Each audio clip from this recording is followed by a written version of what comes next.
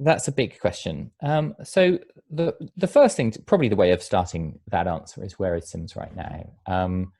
And before we get too excited about the challenges, SIMS remains with a 75% share of English state schools.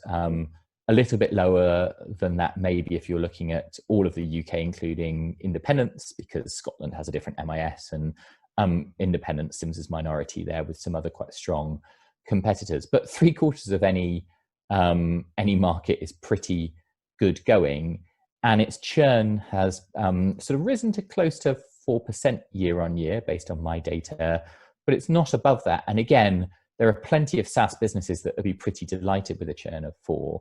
So it's a healthy business in some ways.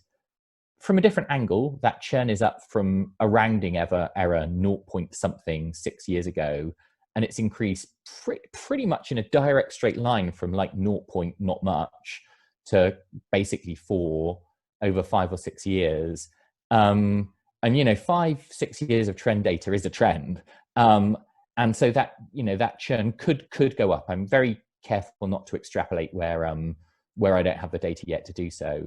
But you can both see a healthy business, but you can also both see reasons for concern. Where has that churn been highest? Well, it's with academies, and it's with the largest multi-academy trusts. The largest MATs, so 30 plus school MATs, are now minority SIMS, and it's the first of the categories I track to go minority SIMS. And the big concern, if I was SIMS, would be that large MATs aren't actually a huge part of the market. There's under 1,000 schools, I think, in that category. But other people looked at them. I have spoken to smaller MATs and said, what are you going to do on MIS? And they've said, well, we'll wait till X MAT that we like and respect makes a decision, then we'll probably just do what they do. So the big concern to them is that I don't think churn in the MIS world will ever sort of be 20 or 30%. Not all founders agree with me on that, but I just don't. I just think it's too hard.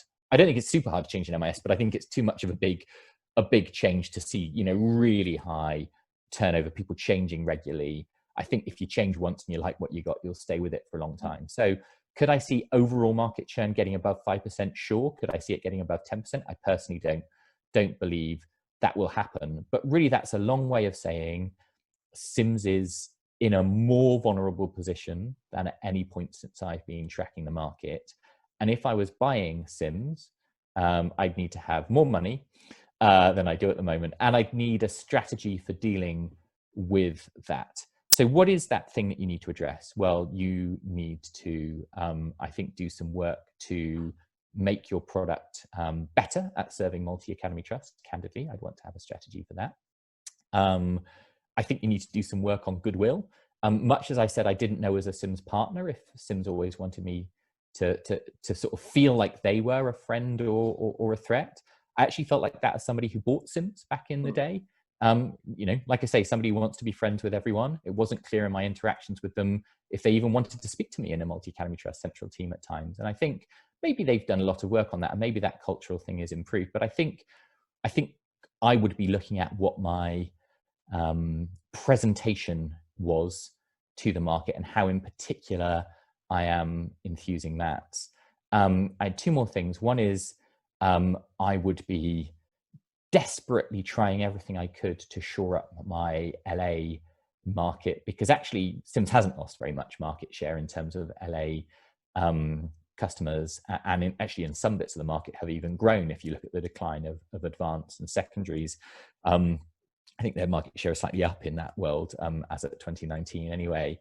And I'd be really, really trying hard to make sure I know everything that sector wants to stay with me.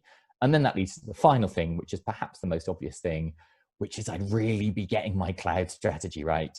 And those of us in the sector, I want to see a competitive and strong sector. I want to be objectively, sort of equally supportive of everyone.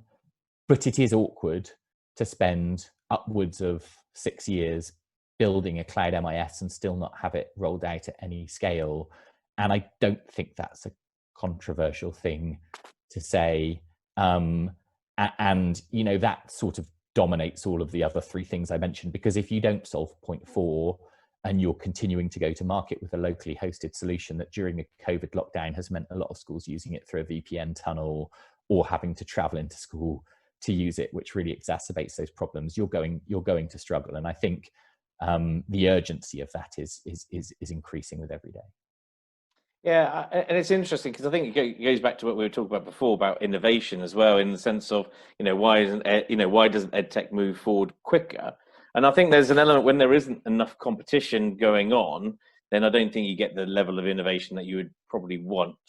And at the moment, it's hard for me because I sort of have to balance it out, because obviously I care about places I've been to, so obviously I care about SIMS to a degree, but also I understand, ultimately, in a market really of this type of market, the edtech market, there probably needs to be stronger competition, in the sense of you need to enable that strong competition, and for some of these other companies to come through and shine through a little bit better.